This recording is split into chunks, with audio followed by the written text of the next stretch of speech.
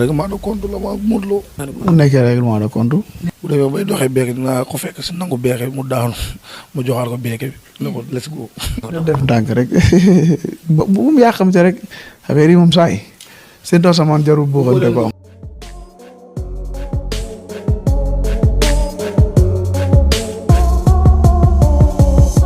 asalaamaaleykum mbokk yi yéen ñu ñuy suivre ci seen site internet luttetv.com ñu ngi leen di nuyu di leen ziar tey samedi 21 mars 2020 ñu ñëwaat ak yéen ci yéen kaay yi comme ni ngeen ko amee chaque jour ma ko seq ak Boucar Ndour Kor Mama waaye nag tey dafa mel dafa biddanti wala moo ngi seq ak Omar Diop moom tamit tey dafa biddanti ma ñëw fas yéene def ak yéen comme ni ñu koy defee saa su ne rek di ci ànd nag ak waa Vice FM ba ci Gambie Birkelane FM ba ci Saloum di jëmoo ak Babacar Sarr waaye di ci àndal ak ñi nga xamante ne ñooñu ciy gunge saa su ne ñu dem seetaan loolu te ñëwaat. sàmm sa téléphone application bi gën a wóor application bi gën a fiable pour protéger sa ay données sa ay contact sa ay photo vidéo heure boo tegee sa téléphone di ko chargé nit bu ko déverrouiller automatiquement daf koy daldi photo yónnee photo bi ci sa mail bu ñu sàccee sa téléphone wala sa téléphone réer abbal téléphone nga yónnee message ci sa numéro de téléphone ñu daal di lay yónnee localisation am daal di koy def contrôle à distance daal di lay déclencher sirène bi muy loo xamante ne nii nag boo ci bëggee am ay yeneen i leeral da ñuy woo ci 77 149 04 08 le prix est fixé à 1000 francs CFA seulement. projet d'habitat social bi nga xam ne coopérative d'habitat émergence sociale moo ko mettre en place. ñu bokk ci askan wi nga xamante ne ñoo gën a néew doole ci population sénégalaise. ndax askan wi dañoo sonn. dund plus de 40 ans ci location. ñaan nga yàlla am kër. am sa njaboot amoo foo dëkk dafa metti. li ma njëkk a dégg ci coopérative bi mooy ni jaaykatu gerte beeg situation boo mën a am rek war nga mën a am kër. xanaa bëgg kër rek moo ma ci dugal. sonn nañ loolu te bëgg kër luyaas bi sonal nañu. dërëmu jaaykatu gerte caaf moo ci dugg. jaaykatu jën bi socc bi ak uppukaay bi. moo tax nag ñu jàkkaarloog yow ni di la woo Macky Sall yow la ñu yaakaar dimbale ñu ci sunu coopérative ndax néew ju doole yi am kër. am naa yaakaar bu baax ni kër yi lañ ci jot soobee yàlla. waaw day dem incha allah.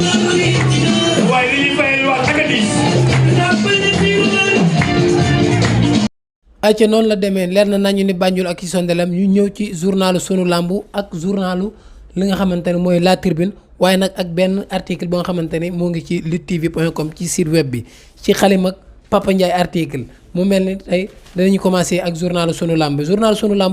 dafa mel ni tey dafa xëy fësal ay mbër lu tolloog fukk yoo xamante ni dafa mel ni deuxième année balance boo xamante ni dañ koy tegale moo ngi leen di yoot moo tax mu xëy fësal Gris Bordeaux Tapha Tine Bombardier fësal Sa Thiès ak ki nga xamante ni mooy Elton ña ca biir mu làq leen wala boog ña ca des mu làq leen ci biir journal bi bu ñu ubbee journal bi dugg ci biir mu mel ni rek ñooñu la xëy fësal di leen benn la ku ci mel ni Gris Bordeaux mu mel ni deuxième année balance moo ngi koy yot boo xamante ni daf koy tegale ndax booy xool mu ngi mujjee bëre le 31 mars 2018 digganteem ak ki nga xamante ni mooy Balla Gaye numéro 2 booba léegi Gris Bordeaux takkaatul ngembam bëre mu mel ni saison bi booy xool instant bi 4 mois wala 3 mois moo ci des boobu ba léegi gisaguñ moom Gris Bordeaux mu am combat moo tax journal bi xëy jàpp ni moom instant bi bokk na ci ñi nga xamante ni jege na lool pour tegale ñaari at yoo xamante ni bëriwuñ ko keneen ka nga xamante ni ca mois de mars boobu noonu la bëri woon di Sa Thiès di rek ci Balla Gaye numéro 2 le 11 mars moom tamit la bëri woon ak ki nga xamante ni mooy Boy Niang joxoon ko deuxième défaite am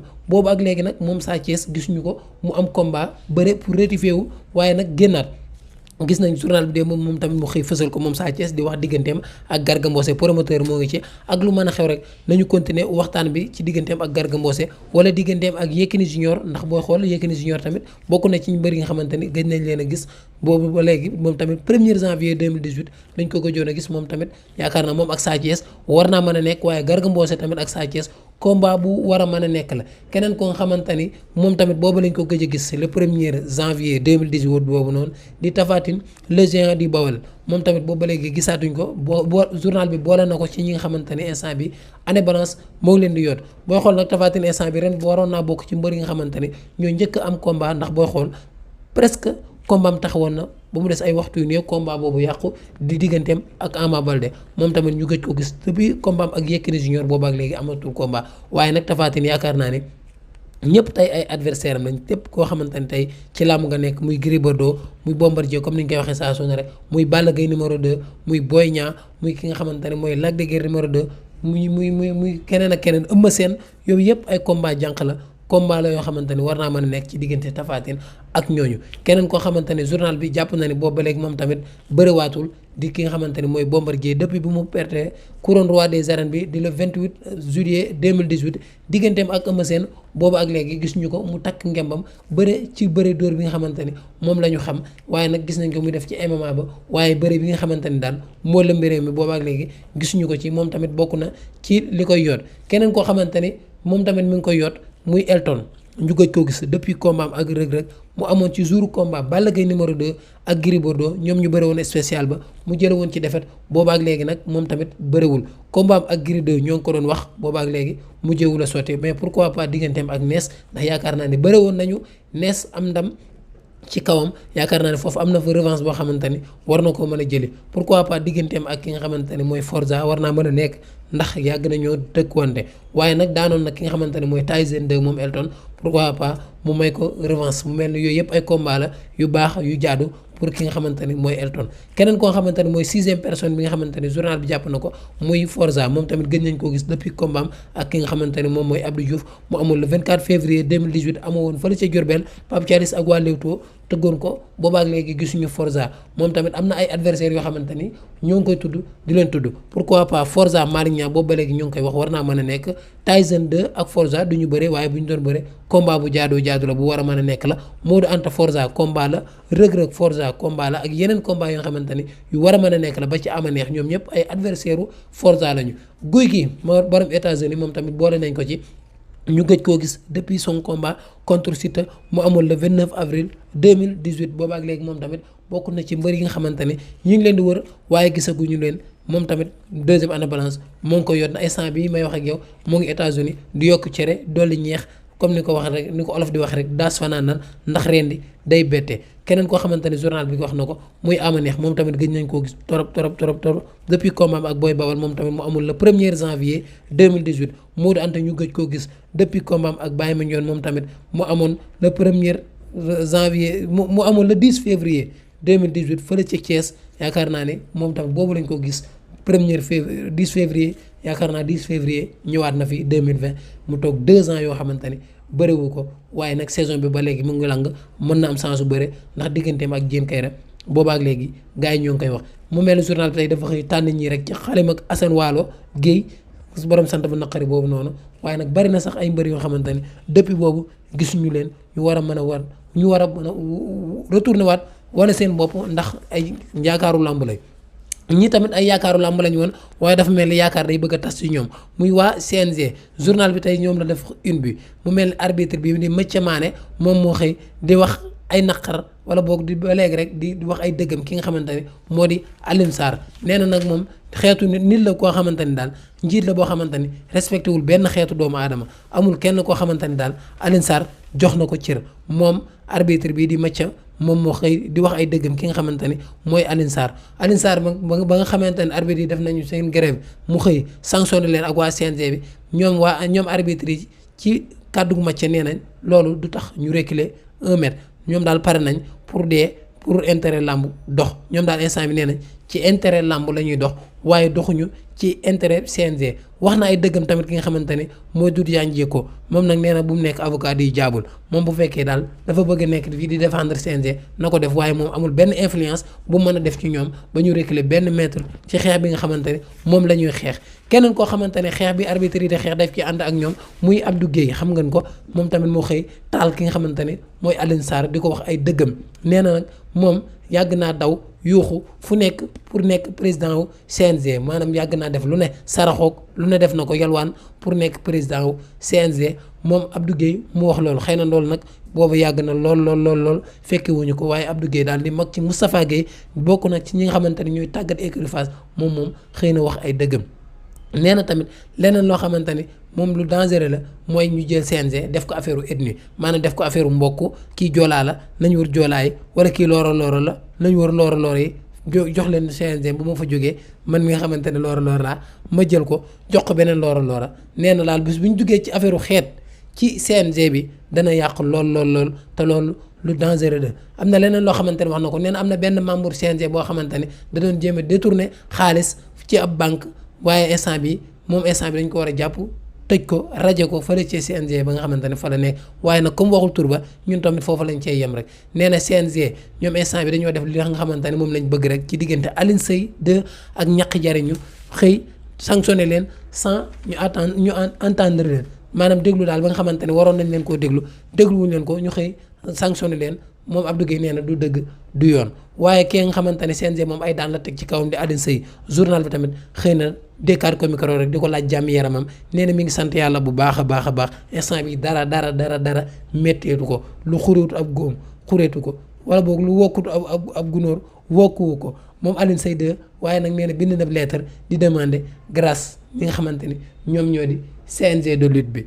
CNG de lutte bi dañ fay jóge dem ca bu Gambie ñoom fédération lañ yor association am na fii am na ca Gambie beneen boo xamante ni judd na mooy association des promoteurs gambiens Ousmane Diop di uus suñu xarit dafa mel instant bi moom lañu jël teg ko ca bopp ba moom uus ñu ne ko doxalal ñoom Jamaïcain ma nga xamante ni moom tamit daa bokk ci kuréel fii bokk kuréel fee nee na uus nag journal bi bokk uus tey la xëy fësal uus nag ku ne xam na ne moom mooy manager xoyantaan waaye nag léegi promoteur la tëgg ay làmb waaye jiite tamit ñi nga xamante ni ñooy promoteur u Gambia bu ñii di pousse fii ñoom moom ña ngay pousse pour làmbi Gambie jëm ca kaw ca kanam di xaar nag combat bu rëy bu war a am ca Gambie mu war a am ci mois de juin bi war a dox ci diggante Leket bu Baara ak France bu Banjul yaakaar naa écrit boobu la nekk ak lu mën a xew ñoo ngi koy xaar ci journalu sunu làmb bu ñu jógee ci journalu sunu làmb dañuy dem ci luttetv.com ci ëpp ci Xalima Njaay article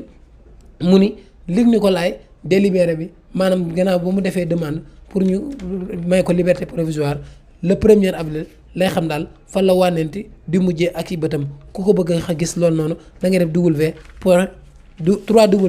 www.luttetv.com boo fa demee di nga gis article bi nga xamante ni Papa Ndiaye def na ko ci Luc Nicolaï recours ba nga xamante ni bind wala boog demande ba nga xamante ni def na ko pour am liberté provisoire le 1er daal lay xam fan la wànnenti di mujjee ak ay bëtam ñu des ci journal wala boog ñu ñëw ci journalu La Tribune jeexee la fa Gris 2 la xëy fësal mu mel ni waxtaan ba ñu seqoon ak moom rek moom la journal bi tey xëy reprendre mu mel ni moom ba léegi rek des na ci combat revanche bi nga xamante ni moom lay laaj moom la amateur yi soxla ci waxam mooy Gris Bordeaux ak ki nga xamante ne mooy Balla Gaye numéro 2 mu jàpp ne leeral dafa war a am ci seen diggante li leerul daal mooy suba incha allahu rabbi wala boog li leer nañ mooy suba incha allahu rabbi ci dimanche bi mooy revue de presse du am ndax suba la dimanche benn journal du génn ñoo ngi nuyu ñëpp di ziar ñëpp di baalu ñëpp ak tey baalu ñëpp ak di nuyu Mor Jaxate di nuyu suñu papa Edi John di nuyu tamit di jëmoo Vice FM di nuyu Babacar Sarr Mbirkelane FM di nuyu waa Gambie yëpp di nuyu tamit ki nga xamante ne mooy Abdou Dramé doomu ndeyam Matar Bousso ñu ngi koy nuyu di nuyu Tigre Noir di nuyu tamit ki nga xamante ni mooy Ma Ansou Fata Diop di nuyu Mame Modou Gueye taalibi Serigne Mbaye Sy Abdou ñu ngi koy nuyu di nuyu tamit groupe xew-xewu làmb yëpp ak groupe Lutte TV ñu ngi leen di nuyu bu baax a baax di leen ziar di nuyu Omzo bu Garga Tuuti Yaay Sarr Serigne Diour bu Osodi ñu ngi koy nuyu di nuyu Ibrahima Khalil di nuyu tamit ki nga xamante ne mooy Khadim Bamba caatu Lutte TV ñu ngi nuyu Yoro Kanté taalibi Cheikh Gora ñaa ñu ngi koy nuyu di nuyu tamit Mor Talla Sey Dallu di nuyu tamit ki nga xamante ne mooy Birane Mbeng di nuyu tamit Kanté bu site Italie ñu ngi koy nuyu di nuyu Sarr Abdou di nuyu tamit ki nga xamante ne mooy Miss Medza Ndiaye ñu ngi lay nuyu di nuyu El Hadj Ndiaye di nuyu Mohamed Diop di nuyu Jean Colin Sarr Pa Modou Guèye ñu ngi lay nuyu di nuyu Diadjisco di nuyu tamit ki nga xamante ne mooy Seydou Traoré TMTC ñu ngi koy nuyu di nuyu tamit ki nga xamante ne mooy Xaarim Bamba waaw mooy ñëwaat foofu noonu rek di nuyu Ayuba Mbay di nuyu Mandumbe Faye ñu ngi koy nuyu di nuyu tamit Mandumbe fële ca Mbour di promoteur dafa tëgg ay lamb yu am solo ñu ngi koy nuyu bu baax di nuyu tamit ki nga xamante ne mooy Habib Mbaye di nuyu Abdou Bo Xarañ Lo Mame Balla Gaye Italie ñu ngi koy nuyu di nuyu tamit Serigne Saliou Mbaye borom jinne yi di nuyu tamit ki nga xamante ne mooy Saliou Guèye du ñu fàtte tamit suñu xarit suñu doomu ndey ki nga xamante ne mooy Rimka Couture Touba Sandaga 4e étage ñawkat bu mag bi ñu ngi koy nuyu bu baax a baax a baax di nuyu bu baax a baax ki nga xamante ne mooy Mama Thiam waaye du ñu fàtte tamit ki nga xamante ne mooy Mor Jaxate Tigre Noir moo ñëwaat noonu di nuyu Moussa Dioum di nuyu tamit Moussa Dioum mbër moom tamit gën nañ koo gis fas nañ ko yéene seeti di nuyu tamit ki nga xamante ne mooy Mbaye Fall di nuyu tamit ki nga xamante ne mooy Suba Mangoor Mbay ñu ngi nuyu ñëpp di ziar ñëpp tey commentaire yi dafa xaw a bari Cheikh Bass borom Kër Massar doomu ndey Pape Demba Kare Abdoulahat gëj nañ laa gis retour Jiri Tarkinda yaa moom revue de presse bi Arona Camara borom Kaolack bëgg nañ la ak Nioro Mamour Ndari di jox ñëpp rendez-vous lundi incha allah.